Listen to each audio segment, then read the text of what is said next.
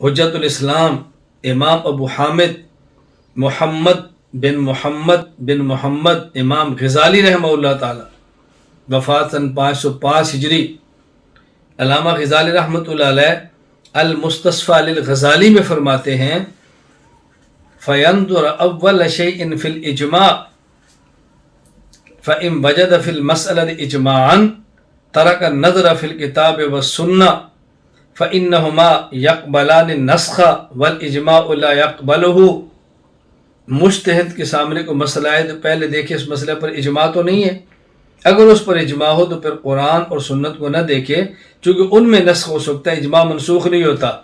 اگلی بات فرماتے ہیں فَالْإِجْمَاعُ عَلَى خِلَافِ مَا فِي الْكِتَابِ وَالسُّنَّةِ دَلِيلٌ قَاطِعٌ عَلَى النَّسْخِ إِذْ لَا تَجْتَمِعُ الْأُمَّةُ عَلَى الضَّلَالَةِ۔ فرماتے ہیں جو مسئلہ تمہیں نظر آ رہا ہے قرآن کریم میں اور اس کے خلاف اجماع ہے، تو اجماع کا اس کے خلاف ہونے اس بات کی دلیل ہے، قطعی دلیل ہے کہ وہ منسوخ ہے جو آپ کو نظر آ رہا ہے، وہ منسوخ ہے جو آپ کو نظر آ رہا ہے۔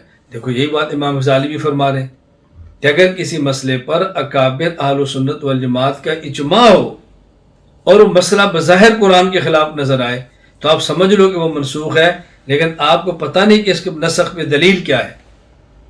تو میں نے خیر آپ کی خدمت میں بات سمجھانے کی کوشش کی ہے کہ اس کو اچھی طرح سمجھیں، اس غلط فہمی کے اندر کبھی مبتلا نہیں ہونا کہ جی ہمارے کابر کا فلاں عقیدہ قرآن کے خلاف ہے، فلاں حدیث کے خلاف ہے۔ قرآن حدیث کے خلاف ہوتا نہیں، نظر آتا ہے، اور جب خلاف نہ ہو نظر آئے تو پھر اہل نظر سے نظر کا علاج کروائیں، انشاءاللہ خلاف نظر بھی نہیں آئے گا۔ یہ بات اچھی طرح ذہن نشین فرما لیں۔